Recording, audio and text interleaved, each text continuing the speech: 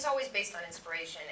You know, the great thing about Resident Evil is it's not something that comes out every year. It's not like a machine-made franchise. And again, going back to one of the first questions, why the series has run as long as it has, I think, is because it's organic. I mean, it all is based on inspiration and do we want to make this movie?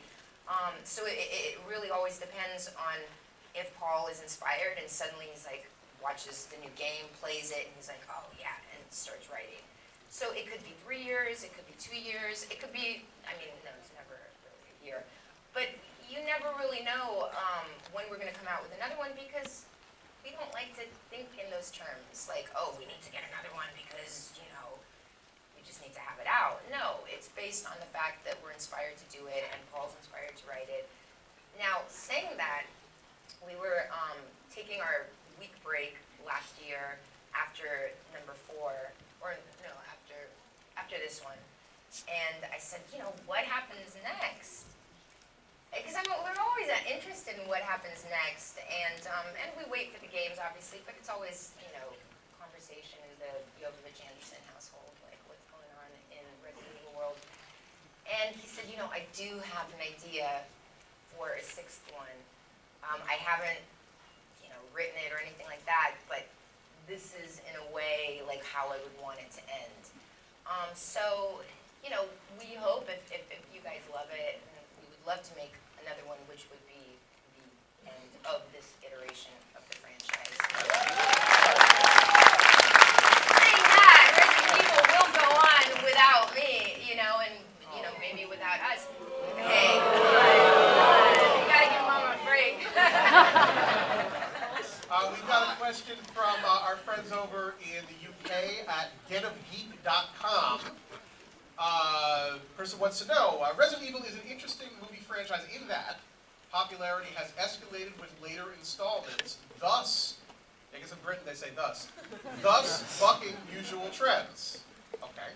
Why do you think this is, and what ideas do you have for future installments to keep it fresh? Well, that's a little bit of the last question, but I think that the key is true. It has gotten bigger as the movies have gone on. I think the budgets have gotten bigger, the returns, the box office has gotten bigger. Yes, but I mean, definitely it's gotten bigger, and I mean, it has to, because in a sense, when the movie makes more money, it's like any business. You got to put money back into the business. I mean, you can't just kind of spend it on other stuff, and the wonderful thing about Resident Evil is when Paul, I mean, he's actually, I don't know if you guys know what a line producer is, but on a film, a line producer is somebody that literally will take scene by scene the whole movie and budget it and say, you know, how much is this going to cost? And he's an incredible line producer because he makes sure that every dime possible is spent on that screen, and to make sure that, you know, we get the most bang for our buck with it, because, you know, we're not spending hundreds of millions of dollars on these movies, but they sure look like it, and that's really because of Paul's incredible dedication to it. I mean, he works nonstop. I mean, there's some scenes in this movie that you haven't seen yet, and some of what I'm talking about when you see the film, and you're like, oh my God, this wasn't in the trailer. But there's some amazing sequences, and he would come home at night after having these meetings all day in pre-production, just a headache. And so, what kind of stuff do you guys talk about? I'd love to kind of, you know, talk to him about that.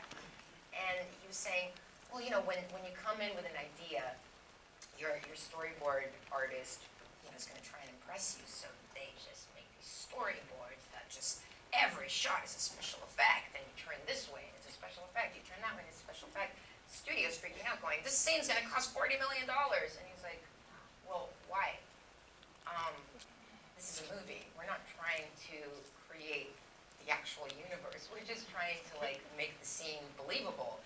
And when he actually told me how he was going to do that, because we expected, how many wax bodies do you need for this scene? And it's going to cost hundreds of thousands of dollars to make these models. And he's like, but what about, you know, film school 101? You shoot something, and then you shoot the actors. We paid the actors already. They're there. So why don't we take advantage of them? You shoot them, and then you shoot them again in a little bit different position. You shoot them again in a little different position, and then you just superimpose it. And it ended up costing, you know, hardly anything in that sense, but it looks amazing. And, you know, that's how you make a movie. You want to make it an immersive experience, but at the same time, you want to save your money for, obviously, the big special effects scenes. And so when they happen, we've got all the money to put into that to make it look as believable and as beautiful as possible. But, you know, there's always ways, you know, to make films that you don't have to actually create the world right there on set.